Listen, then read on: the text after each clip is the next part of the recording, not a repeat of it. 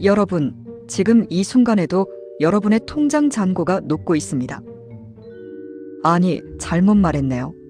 녹는 정도가 아니라 증발하고 있습니다. 1년 전 10,000원으로 살 수 있던 것들, 지금은 12,000원이 필요합니다. 여러분의 저축통장 이자는요, 연 2.5%. 계산기 두드려 볼까요? 매년 통장에서 실질적으로 10%씩 사라지고 있다는 겁니다. 그런데 말이죠. 여기 이 영상을 보고 있는 여러분 옆에는 오히려 돈을 버는 사람들이 있습니다. 같은 시대, 같은 한국, 심지어 같은 동네에 살면서도요. 오늘 이 10분이 여러분의 인생을 바꿔놓을 겁니다. 끝까지 보세요. 자, 여기 제 금반지 하나 있습니다. 2020년에 샀을 때 30만 원이었어요. 지금 얼마일까요? 무려 75만 원입니다. 5년도 안 돼서 2배 이상. 제가 재테크 천재일까요? 아닙니다. 금값이 오른 게 아니에요. 여러분이 들고 있는 원화의 가치가 떨어진 겁니다. 더 충격적인 거 보여드릴게요. 2019년 일본 여행 100만 원이면 넉넉했죠? 지금은요? 150만 원 들고 가도 빠듯합니다. 엔화가 강해져서 천만에요. 우리 원화가 약해진 겁니다. 자, 이제 진짜 무서운 걸 보여드릴게요.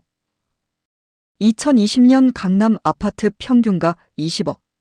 당시 환율 1,200원 기준으로 달러로 환산하면 약 167만 달러였습니다.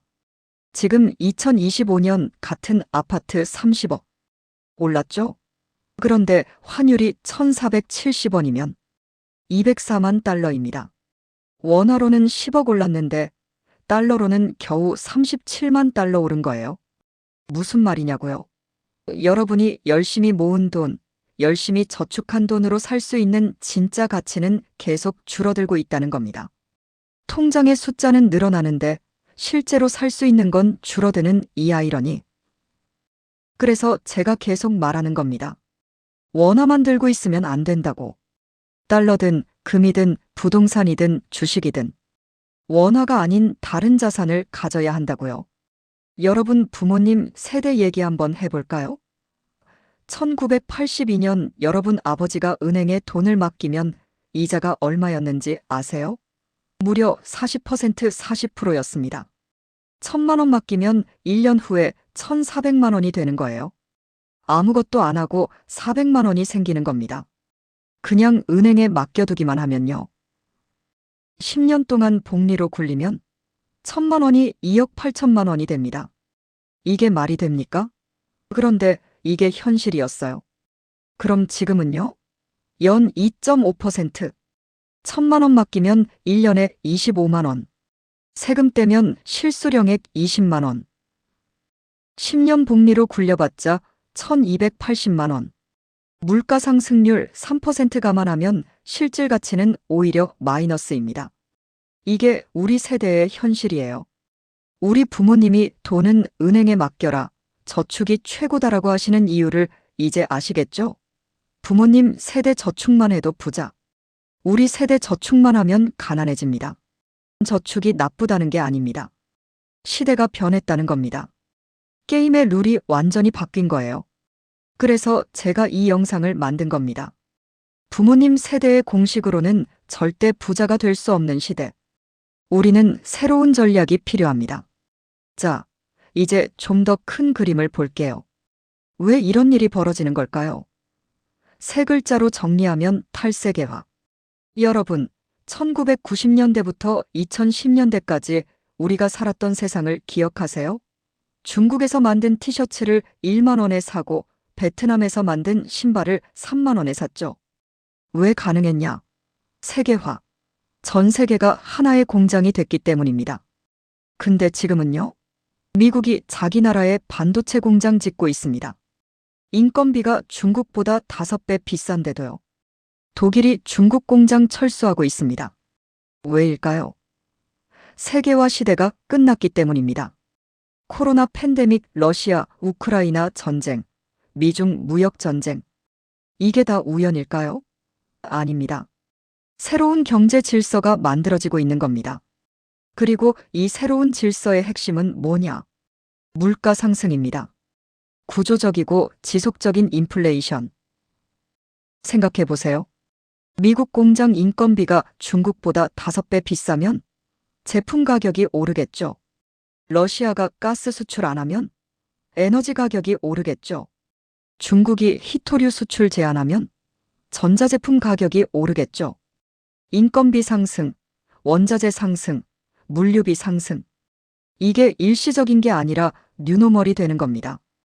그럼 여러분이 들고 있는 현금의 가치는요? 계속 떨어지는 겁니다. 이게 제가 말하는 돈이 휴지가 되는 시대입니다. 근데 여기서 끝이 아닙니다. 더 무서운 게 있어요. 자, 여기 한국은행이 있습니다. 경기 살린답시고 돈을 찍어냅니다. 100조, 200조 쏟아붓죠. 그럼 이 돈이 어디로 갈까요? 첫 번째 한국은행에서 시중은행, 두 번째 시중은행에서 대기업, 부자들, 세 번째 대기업, 부자들에서 일반 국민. 이게 캔틸런 효과입니다. 경제학자 리처드 캔틸런이 300년 전에 발견한 원리죠. 돈이 처음 도착하는 곳에서는 아직 물가가 안 올랐어요. 그래서 싼 값에 자산을 살 수 있습니다. 근데 돈이 마지막으로 도착하는 곳, 그러니까 우리 같은 일반 국민한테 올 때는요, 이미 물가가 다 올라 있어요. 부자들은 싼 값에 부동산 사고, 주식 사고, 금 사고. 우리는 비싼 물가만 감당하는 거죠. 보세요. 지난 10년간 서울 아파트 가격은 2배 넘게 올랐습니다. 같은 기간 평균 임금은 1.3배 올랐어요. 이 격차가 뭔지 아세요? 바로 빈부격차입니다. 그래서 제가 계속 말하는 겁니다. 돈의 홍수가 올 때는요, 땅 위에 서 있으면 안 됩니다. 서핑보드 위에 올라타야 해요. 서핑보드가 뭐냐? 자산입니다. 부동산, 주식, 금, 달러. 뭐든 좋습니다. 현금만 들고 있으면 그 홍수에 휩쓸려 가요. 이게 부자들의 비밀입니다. 그들은 돈을 모으지 않습니다. 자산을 모읍니다. 자, 여기까지 들으면 좌절할 수도 있어요. 아, 나는 이미 늦었구나. 부자가 이미 다 점령했구나. 절대 아닙니다. 제가 직접 경험한 2번의 대위기. 1998년 IMF, 2008년 금융위기. 그때 뭐가 일어났을까요? 다 망했다고 했습니다. 한국 경제 끝났다고 했어요.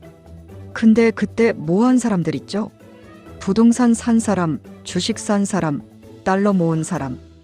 그 사람들이 지금 어떻게 됐을까요? 대박 났습니다. 왜냐? 남들이 두려워할 때 행동했기 때문입니다. 지금이 바로 그 순간입니다. 탈세계화, 인플레이션, 불확실성. 다들 겁먹고 있을 때, 바로 이럴 때가 기회예요. 첫째, 원화 비중을 줄이세요. 둘째, 자산을 사세요. 셋째, 계속 공부하세요. 특히 세 번째가 중요합니다. 이 영상 본 것만으로도 여러분은 이미 99%보다 앞서 있어요. 왜냐? 대부분 사람들은 이런 걸 생각조차 안 하거든요.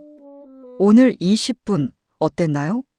정리하면 첫 번째 원화 가치는 계속 떨어집니다. 두 번째 저축만으로는 부자 될 수 없습니다. 세 번째 탈세계화로 인플레이션은 지속됩니다. 네 번째 부자들은 돈의 흐름을 이용합니다. 다섯 번째 위기가 곧 기회입니다. 이 영상이 도움됐다면 좋아요, 구독, 알림 설정 꼭 부탁드립니다. 다음 영상에서는 구체적으로 어떤 자산에 투자해야 하는가를 다룰게요. 댓글로 궁금한 거 남겨주시면 다음 영상 주제로 만들겠습니다. 여러분의 부자 되는 그날까지 제가 함께 하겠습니다.